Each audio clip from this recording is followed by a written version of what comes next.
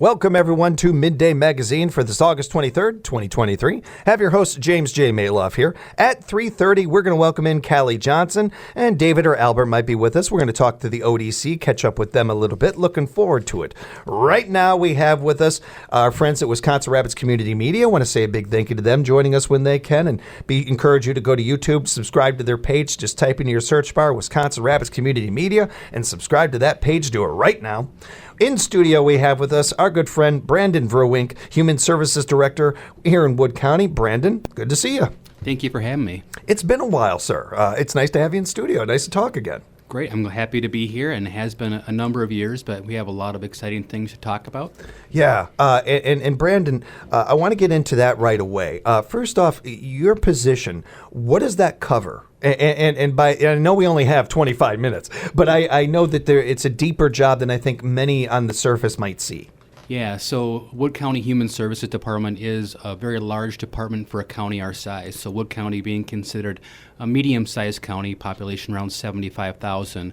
We're fortunate to have not only a traditional human services department that a lot of folks might think of, which consists of child welfare services, youth justice services, along with supporting folks in our community that need a little extra help. We also oversee Norwood Health Center in Marshfield and Edgewater Haven Nursing Home in Port Edwards. So between those three areas, we have about 320 employees, which is close to about half of the county workforce. Wow. Wow, that's hearing it broken down like that really expresses how important the position is, but how important this field is, how important having this is. You mentioned the facilities. Let's start there. Let's go to Edgewater Haven Nursing Home first. Sure. So Edgewater Haven Nursing Home has a long history in our community. So dating back to the late 1800s, when actually Edgewater Haven was known as a Wood County poorhouse. So a very antiquated term, but that was designed to support folks in the community that weren't able to live independently and had no financial means. So it was actually a farm that was set on 200 acres in the town of Seneca and the town of Port Edwards. So I think 40 acres in Port Edwards and 160 acres in the town of Seneca. So it was like a working farm. So folks that lived in the facility worked on the farm and then were living there. So as time evolved, things really changed. How did it go from that to this? There became a bigger need in the community than just a smaller type farm. So as we moved into the early 1900s, the Wood County Board began discussing how to better meet the needs of folks in our community. So in 1928, they opened up the Wood County Home for the Aged. And we began serving more and more people. And then that changed as time evolved. There was a need for more changes. But in 1928, it started as a one big front-facing building that folks that have been in the community for a long time would recognize.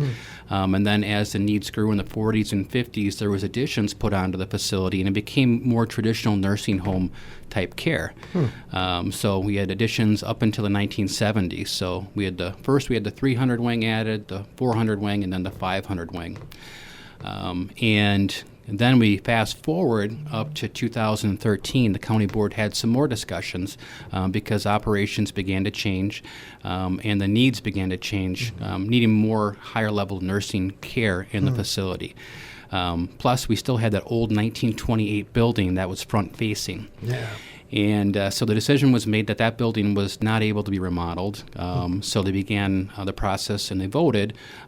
First off, does Wood County want to continue to be committed to providing nursing home care to our residents? And the county board said, yes, we do. We feel it's a very important resource that we continue to provide that service to our residents in Wood County. So they supported a renovation. So that old 1928 front-facing building was torn down. And then a new front of the building was erected. So they put on a new administrative wing, and then also a new outpatient therapy wing, and therapy for the residents in the facility. So that's been a really, really great thing for folks. So having a brand new outpatient therapy, facility added on to Edgewater Haven has made a huge difference. So, is there a difference between Edgewater and some of the other like nursing homes that we have in the area? Yeah, so all nursing homes provide general skilled nursing care. So generally providing services to folks that we look at folks that might need assistance with rehab. So someone that has a hip replaced or a knee replacement, they're not able to quite go home yet because they need a little extra care. Not able to kind of transition from a wheelchair to their bed, or may live independently and it's just impossible to cook and provide for themselves. So. They'll come into our facility and get rehab until they're ready to go back home, and that's really our ultimate goal, is to help someone improve to get home. So all nursing facilities generally provide that service. And then long-term care, which is another service that we offer. Most skilled nursing facilities, nursing homes, so I got to be careful not to talk in some jargon, but nursing homes in our community offer long-term care to residents that will make that facility their home long-term. So they'll come into the facility and for example, at Edgewater Haven, it will become their home until they may pass away. So those services are all also offered. As far as we do have one specialty unit, which is our dementia wing. So we have capacity for 18 residents that may be dealing with some issues of dementia. And that's a really critical service. We've seen an increased demand for dementia care and really across the state of Wisconsin. So we're fortunate to have that area to serve 18 residents. And that's an area that we kind of specialize in a bit. So, when you deal with folks that are with dementia, sometimes they can have different behaviors, so they're not quite themselves all the time. Some don't. Some are very quiet, but we do have some that have additional needs. So we have a specialty unit to provide service to them. Oh, go ahead. Sorry, I didn't mean to cut you off. No, one other thing I want to say about Edgewater Haven, and that is the quality of care is excellent. So we have a 5-star facility, which is the highest rated facility that you can have. We are the only 5-star facility in Southwood County, and that really speaks to the quality of care that our staff provide every day to our residents.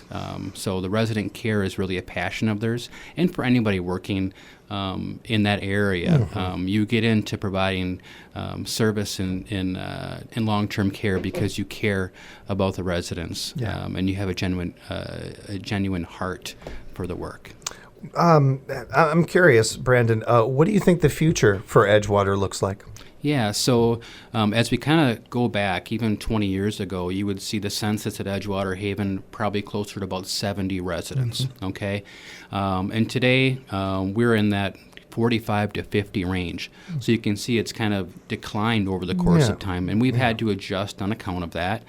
But one of the bigger reasons for that is the level of care has changed a lot. So if we date back, 30 years ago, you would see a number of the folks that are currently in assisted living used to be in nursing homes. So the level of care really has changed. And if you, especially in Southwood County here, you look around in the Wisconsin Rapids area, you see a lot of assisted living homes, right? And they have continued to grow over the last even 10 years. So they're meeting a need that used to in the past be taken care of by nursing homes. So as with everything, things evolve. Level of care changes. So now the folks that come to Edgewater Haven, the level of care that they need is higher than what we used to in the past. So that kind of equates to why we have a lower census than we have in the past. But right now, I'm proud to say Edgewater Haven financially is doing well. We have done well over the last number of years. The county has really committed a lot to support Edgewater Haven through renovations in 2014. But also more recently, we've had renovations to our 300 wing, which is our long-term care wing. So that's been completely remodeled. They used to have shared bathrooms there, which when you date back a number of years ago, that was common practice. But as you can imagine, if you were in a nursing home, hopefully a long, long time from now, for both me and you, but you would want a private bathroom. So the county made a decision that to install private bathrooms on all the resident rooms there. That's cool. So it's made a big difference, and it gives residents more dignity to have privacy. Well, and I think you hit on a big word there, dignity. that every human being deserves, especially these people. And certainly in this area, it's no surprise to anybody. This is a highly populated senior area. This is an area that needs these kind of things. I think it's just a nice relief sometimes, if for lack of a better word, to hear of a county noticing that, paying attention to that and doing something about it. Sometimes it's a little bit like we're just talking about it now and trying to get something going. We've already had this in place. This has been going on for quite some time. I think we're fortunate in this area when it comes to that. Yeah, and the investment from the county board has been significant. They are committed to our facility. And when we talk about that, there's been a lot of nursing homes that have closed across the state over the last last 5 years. So to continue to keep our nursing home operational is really, really, really important. And for example, my understanding is Pinecrest up in Lincoln County, a county-owned nursing home, is up for sale now. So Lincoln County is looking to get out of the nursing home business. But Wood County is still in it and committed to it, and committed to the folks in Wood County meeting that need, like you talked about, the growing aging population. We're going to see an uptick in need as the baby boomers continue to age and need more care. It's going to happen sooner than we think. Yeah. And we're going to need to be able to be there for these. I immediately think of China in these situations. For those that aren't up on this and everything, in China, they've had this problem for over 2 decades where there's a generation of people that want to retire, but they can't because there's nobody to take over. They got nobody younger in there to do that and everything. It's a similar situation that could happen here where I'm sorry, you're 70. We need you still. You're going to have to keep working, that kind of thing. We need, as much as we need to cover that, we need to cover our bases when it comes to when they do retire and having a place to land, if you will. Yeah. How about we land on Norwood now? I want to talk a little bit about that. And I want to be honest, I was very curious about this because I don't know a ton of history about Norwood, although I think anybody who's lived here for a couple of years, let alone longer than that, has heard the term or knows of Norwood. You just may not know exactly what they do. Sure. Yeah, so Norwood Health Center up in Marshfield also has a long history. So in 1911, the Wood County Insane Asylum opened. So again, a very antiquated term. Yes. So at that point, the facility opened up and it was actually a working farm. There was 250 residents at that time, which is a very high number. And there was, in County Road A in Marshfield, that's about where it was located. There was a tunnel underneath County Road A that adjoined the living quarters for the residents that lived there to the farm. So they would walk under the tunnel under County Road A from the farm or from the living quarters to the farm and then do farm work. So the idea back then in the early 1900s was work therapy. We had folks that were suffering from mental illness, and the idea was, well, having them do work and exert some through physical activity could be helpful to them. So they worked on the farm. They had chickens, had a whole bunch of eggs. Actually, in fact, they actually served about 600 eggs a day to the residents that lived on the farm. And they had their own meat, grew vegetables, berries, and honey. Was produced there as well. Milked cows and sold some of the milk to the local dairies. So it was a working farm for quite some time. So as time evolved, obviously the ideas and methods began to change. And we move into the 60s. The occupancy of the facility was down about 50% from what it was. And the 60s also brought forward the time of deinstitutionalization. Yes. So they wanted to get folks out of institutions. Makes sense. Yeah. So at that point, the county began to look and see what makes sense. And it was no longer financially feasible to keep the farm open with the population half of what it originally was. And then with the push to get folks out of institutions, the county made the decision to build a new facility right in the heart of Marshfield, where Norwood Health Center is located now. And so they built the facility, began construction, I believe, in 1973, and the facility opened in 1974. As with a lot of things that are new, there was some public concern at that time about a mental health facility being kind of in the heart of the community. But as it went forward and things turned out okay, we really have really no issues in the community with Norwood Health Center. It's kind of sits on a 21-acre area right now. So we're kind of behind Culver's and the old Rose Bowl there. So right in the community, right next to the YMCA for that matter. So there's a newer YMCA, and we're partners with them. We allow them to use a lot of our green space for kids. So it's a really nice working partnership as well. But currently now with Norwood Health Center, I guess I'd like to share a little bit about what we're doing now. So right now we have a 16-bed psychiatric hospital. And again, fortunate for the size of our county that we're able to offer that level of mental health care to our residents. So if somebody is really struggling and needs to be hospitalized, they're not having to go to Appleton or Milwaukee. They can stay in Marshfield in Wood County. So we have doctors on staff that are available to provide them support. We have an incredible nursing team that is well trained and skilled in the area of mental health. So we have 16 beds. Our average census there, so our average daily population is around 7.5 to 8 residents. So we're not often full. Actually, through my time working for the department, I've never seen us have a full census of 16. So we've climbed up to 14 on a couple of days when things get really busy, but our average, again, is around 7.5 to 8 residents. So we're able to provide really good care.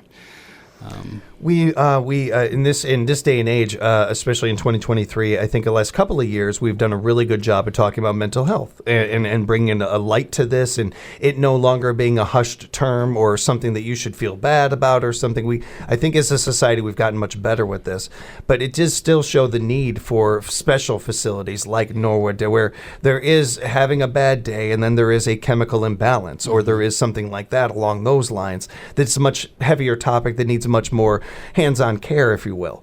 So the importance of having a Norwood is important, especially just doing a little homework before you and I got talking today.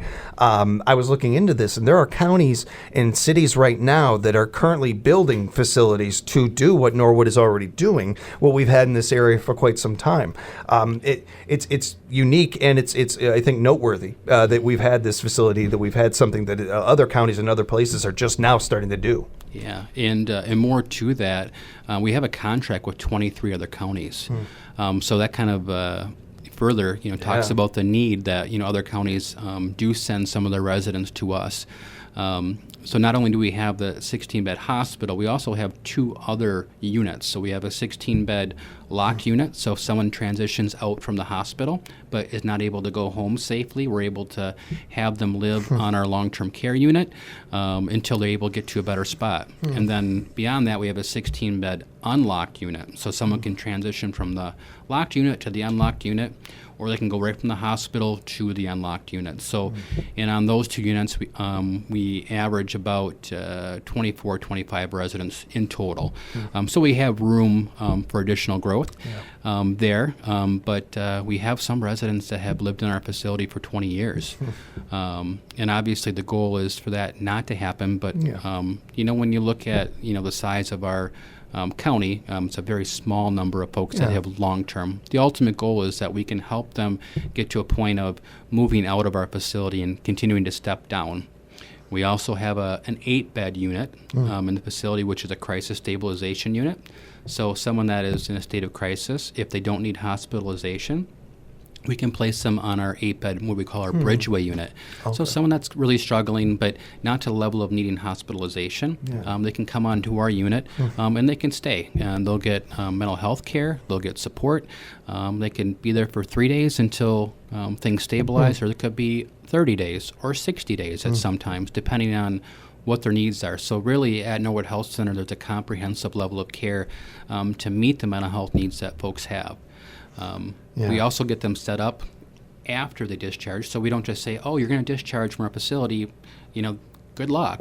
We make sure they're set up with all kinds of follow-up appointments that they need with mental health providers, make sure they have a provider, that their medications are in order if they need medications, and then because the ultimate goal is we don't want to have them need to be rehospitalized.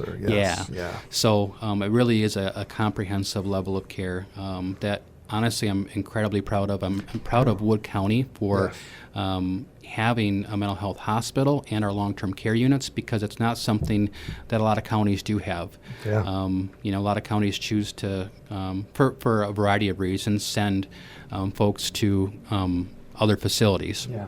But We're speaking with Brandon Verwink, Human Services Director with our Wood County. And Brandon, I wanted to spend a little more time than we have left, so you're going to have to come back now. You're going to have to come back sometime. But I want to get into youth programming with you a little bit and how Wood County is taking the initiative on this when it comes to our youth in this area. Yeah, so youth is something that I'm incredibly passionate about. The youth are our future, and we need to do our best to support them. So as part of our department, we work with youth that might be struggling. They may have had some incidents at school that require some intervention. They may have some incidents in the community, maybe habitually truant, not going to school for a variety of different reasons. So we've looked at those issues, and there's so much that we'd like to do. We started doing a number of things, and one is about 4 years ago we implemented a youth mentoring program. And that may sound simple, but it's like, trust me, it's a lot more details to it than just simple youth mentoring. And people wonder, well, what does a youth mentor do? Well, our youth mentors work intensively with youth that are struggling. So youth that may not have a positive role model. And maybe our listeners think, well, gosh, everybody should have a positive role model, but that's not always the case for some people. So the design of our program is to give our youth a positive role model, someone that spends 6-7 hours a week with them. And that can be doing a variety of different things, but can be helping them with their schoolwork, working with them on their schoolwork. It can be doing pro-social activities, teaching them gardening. For example, one of the activities that we're working on right now with our youth is we have a garden out at Edgewater Haven. So we have a number of youth that are just interested in gardening, haven't had an opportunity to do it. So one of our youth mentors is really passionate about gardening, very interested in it, and very interested in teaching. So we have a group of youth that are growing a garden at Edgewater Haven. And last week I had the opportunity to be out there and get a tour of the garden. And we brought some of the residents out from Edgewater Haven, so we're kind of bringing generations together. So we're having some of the older folks that are residents at Edgewater Haven that love gardening, know all about it. So I had the opportunity to push an older lady around in her wheelchair, and she was talking about the crops that are out there, and some of the youth were there explaining what they were, and it was just a really unique opportunity. But you're bringing wonderful. The elderly and our youth that are struggling together, and they enjoy each other. Yeah. Well, and the who knows what that organically spins off in their heads for the youth of where they want to take their lives, their careers. So it has that added benefit to it too, and more to the point, the support. I don't know if we could ever, I say this all the time, encouragement, support, cost nothing can mean everything. And at that age especially, having that. So just having some of that is really great.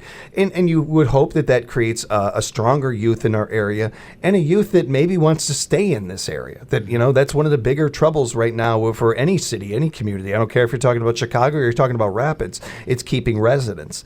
That kind of stuff we see the stats and the data of how important that is. Kids that care about their communities tend to either come back to their communities or stay in their communities. So there's that added bonus of this as well. But most importantly, any kid that is struggling, any kid that is suffering, any kid that is looking for anything, they should be able to have a resource for that thing.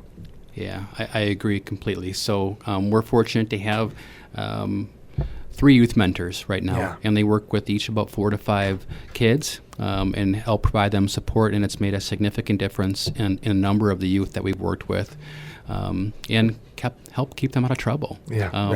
And doing more pro-social activities, even doing some kayaking and things to get some energy out has really helped them. But they've also learned a lot of coping skills, is one of the things that we teach them. So when things go bad, they don't turn to alcohol or drugs, but they have some other things that they can turn to as support. So those small things that maybe a lot of folks in our community think about as basic things, we have a number of kids in Wood County, sadly enough, that don't have basic things or don't know basic coping mechanisms. So it's something that we want to build on, but something that we're certainly proud of that we started to do, and there's so many needs for youth that we could get to.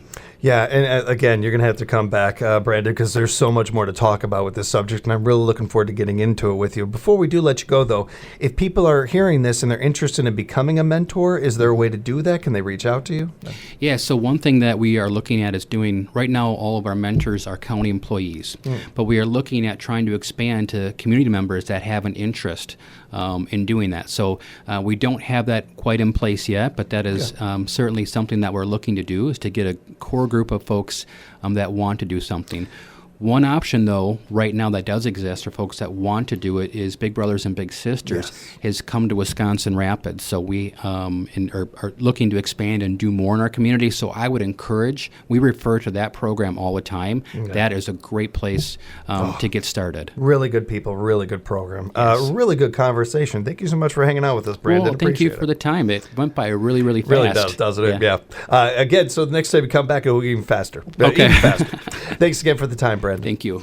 You can find out more by going to wirapids.org. Encourage you to do that and reach out to Brandon, Mr. Brandon Verwink anytime. Also want to send a big thank you to our friends over at Wisconsin Rapids Wisconsin Rapids Community Media. Appreciate them. It was your shoes. Your shoes distracted me, Taylor. That's it. I love the shoes, man. Thanks so much for being with us, you guys. And we'll have more Midday Magazine for you coming up right here on WFHR, locally grown radio.